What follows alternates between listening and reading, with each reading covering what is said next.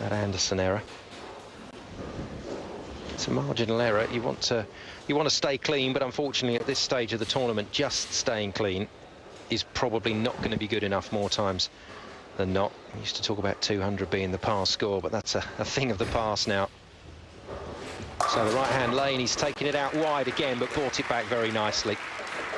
That was a great-looking shot. The 10-pin was the last to go, but the angle created made sure that the chain reaction was set up in the pin deck. Great-looking shot. Nice hooking ball, and the 10-pin's gone. Yeah, because we've all had strikes, Cass, bowling into that pocket, but bowling into it straight. That's right, yeah. But there's no guarantees that it's always going to go down like that. When you come in with this angle of attack, you've got a far greater mix on the pins. Yes, more opportunity for those pins to cascade around. As I say, the chain reaction's set up. It's all to do with the speed of the ball, the rotation that's on the ball, and the angle that you can create going into the 1-3 pocket with the right-hander. Yeah, the scores look close, but remember, Larsson's got a few pins just waiting there to be added to his score, courtesy of that double. Now, can he make it a turkey?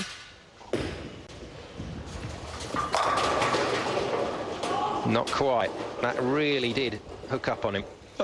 An absolute solid 8-pin off of what looked like an absolute perfect shot, didn't it? Just seemed to come back very strong here in the back end. Right into the 1-3 pocket, hits the 5-pin, drives onto the 9, but doesn't deflect anything onto that 8-pin.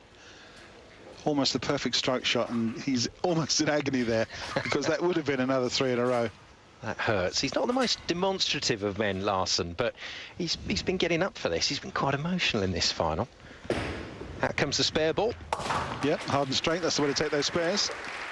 And the pins now get factored in. 175 plays 143. Not over. Anderson's still got a chance. Both these players will pick up ranking points today and proceed up the rankings list, trying to catch #1 player in Europe this year, Oscar Palermo, who unfortunately finished 26th this week. Yes, the European Tour rankings taken very seriously by the players, and those bowlers that have topped the ranking at the end of the season are always rewarded for their efforts. The Tour, as we talked about earlier, getting bigger and bigger, so some 20 or so stops now, Cass? 21 actually, Simon, yeah, and the top players play in a final at the end and go through to a world final to compete against the top players from the other bowling zones, the Asian and the American zones. Well, we saw him leave that way back at the start of this final, and he's done it again. Absolutely cleaned it out, and no reaction at all from the pins. Takes the 3-pin out between the 1 and the 6. That's something to do. That's got to be so accurate to do that. Just outrageous, unfortunately. It's the 1, 2, 4, 6 and the 10. Well, he's made this spare before, but not this time, I'm afraid. I'm afraid that does a lot of damage to those 3 strikes he had earlier on. And he's now going to be struggling to make 200 unless he can put a double together. But an open frame at this level is, well, that's it, basically. You need your opponent to then reciprocate, otherwise you are done and dusted.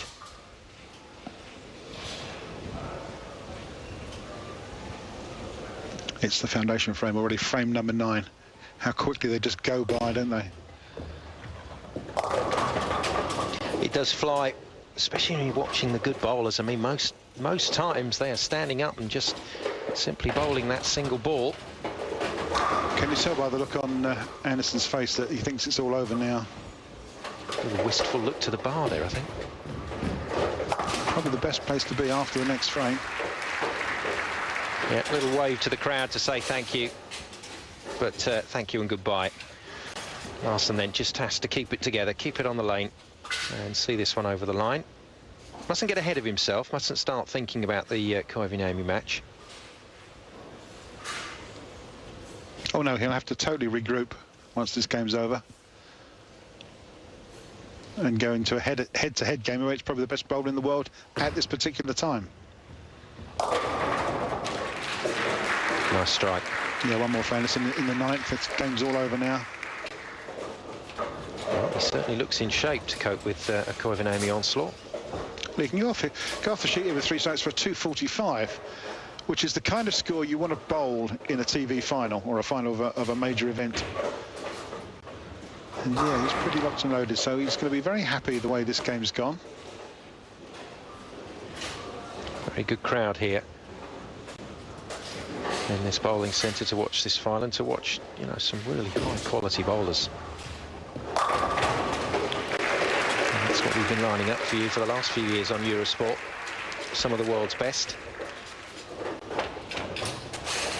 And the results on the World Series do tell us that bowlers from Europe are getting stronger and stronger, and on the world stage are really a threat. Larson with another strike. Simon, you're quite right, and no more so than our friend Oscar Palermo, who went to the States and won the Shark Tournament for his first PBA Tour title. One of the very few, possibly I think the third bowler from Europe to go over there and take a title off the Americans on their own soil. Yeah, there's Mika. The tour is getting stronger, and as you say, there's Mika just lining himself up, just getting prepared. Go on, I'll let you tell us his nickname, because it's a cracker, isn't it, from the PBA? Major Mika? Absolutely. Well, the reason is because he's won actually 3 major titles. He won the US Open and the US Masters a few years ago, but this year has won the Tournament of Champions and is actually the PBA Player of the Year. So you could, I'm not wrong when you say, well, I say, yeah, he's probably the best player in the world at this particular time. Anderson signs off with only 3 strikes in a game of 192. Third place in a European ranking event. Very good indeed. That'll do him favours. Martin Larsson, though, progresses through to the final at the expense of his mate. Not only in a friend's sense, but in a teammate sense as well. The two Gothenburg boys doing themselves proud there. But it's Martin Larsson, 245 to Robert Anderson's 192, that will go through to meet Major Mika.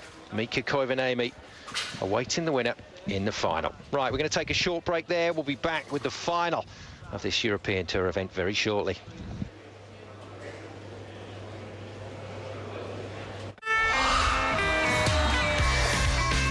Beach soccer's on the move, with 5 live dates around Europe. Scorching ball play from the best in the game. Desperate to make the super final. Euro Beach Soccer League. Ravenna starts Friday, live on Eurosport 2.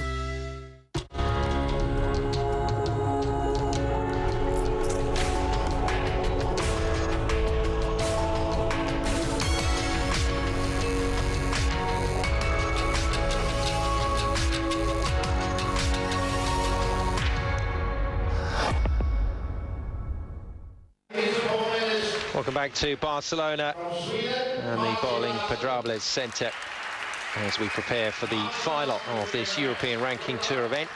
Martin Larsson has made his way through, the Swede, to meet another Scandinavian player, but a Scandinavian legend in Major Mika Koivuniemi. So successful on the professional tour, the PBA over in the States. We've seen him in action on Eurosport, on the PBA. But coming back to his roots here in Europe and coming back to the European Tour, and it just shows you how strong the European Tour has got to attract players like Koivuniemi. Back to try his luck, goes through as the #1 seed, but Larsson looking for a big start to this final and gets it, cleans them out to put the pressure on Koivuniemi. Yeah, great looking shot, carried on where he left off. He went out with 4 strikes in his previous game against Anderson. Starts with another. So he's got this pair lined up, he's got his sat-nav sorted out, and his radar is redirected in the right place. Now, can the big Finn, Major Mika, can he start as he's been playing all the way through this week? He's basically led from game #1, averaging well over 240.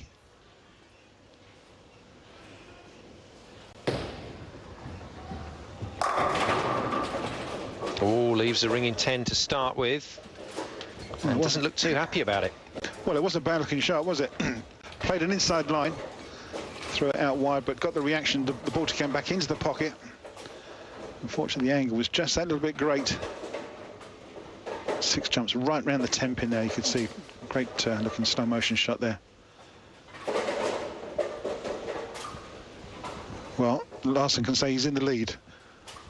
How long for, we don't know. Out comes the spare ball. Very Koivuniemi-like. Don't be surprised if he dumps it quite a long way down the track. He does that to sometimes take out some of the oil pattern and get it exactly where he wants. He hooks the ball so much there's not enough room some days. Yeah, that's right, Simon. Also, very heavy oil in the first 6 to 8 feet, 10 feet of the lane. And sometimes he just lofts straight over that, so the ball doesn't pick up the oil first thing. Gets it into a roll further down the lane. Been so successful on the PBA Tour that he's relocated to Michigan. Married with 2 children. And very firmly based in the States nowadays. Good mates with Chris Barnes on the PBA Tour. Now needs a strike here. Straight through the head pin and a horrible split. It's the 4, 6, 7, 10. Now the ball sort of overreacted on that left-hand lane. He was quite tight, didn't get the width, and it went straight through the face of the head pin. And in a 10-game shootout, 10-frame shootout, you really don't want this in frame number 2. More than likely going to be an open frame. And the crowd here in Catalonia are stunned. Oof, well, there we go. It's open. This is Larsson's title to take. He's got a bowl for it still, and there's a long way to go, but, well, he will feel great. That's a real shot in the arm for the Swede. Well, it certainly is, especially if he can double up here. Of course, don't forget, Larsson's already played 1 game. Mika's been sitting back, trying to chill out, but they're about chilling out in this centre. It's pretty warm at the moment. Larsson for a double. Nice. And makes it. Fantastic looking shot. Exactly at the right time, exactly at the right place. Really puts the pressure back on Koivuniemi. Well, he's doing all the right things. He's playing the lane. He's not playing the PBA star. Well, it's the only way. You have to. The player versus the lane is the equation, Simon, as you pointed out. Don't be afraid who you're playing. He's played against Mika loads of times before. Just because he's the best player in the world, he could still have a 180.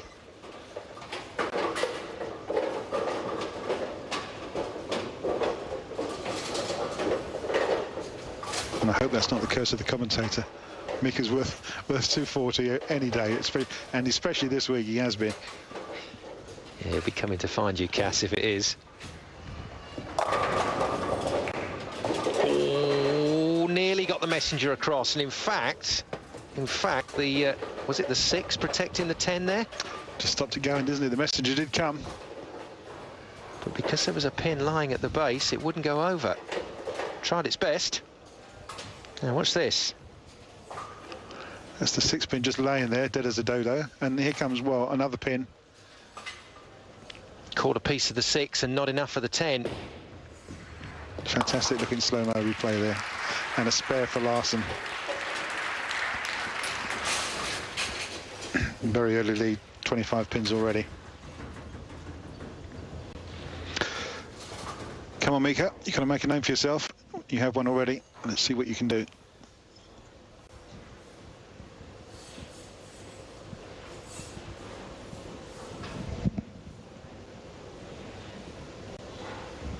Just trying to take some pace out of this now, Mika Koivuniemi. He's gonna try everything. Well, he's certainly slowed it down. That's I know the point you're trying to make, Simon. If you can slow bowl someone, especially when they're stringing strikes together, it could just be enough to put them off their game. Nice work. Well done, Mika. Not the perfect strike, but he'll take it. Yes, it's that ability to just change the pace and not mess yourself up. And someone as experienced as Mika, 33 years now in the game for the 44-year-old. Well, they can do it. Well, they'll be happy with that shot. It gives them the chance now to start something, start a run of strikes. And boy, is he slowing it down. Larsson just wants to get out of that chair, get up, pick his ball up and go. Absolutely. And he can't. Yes, there's Koivuniemi saying, I hope you're enjoying those last couple of shots you made.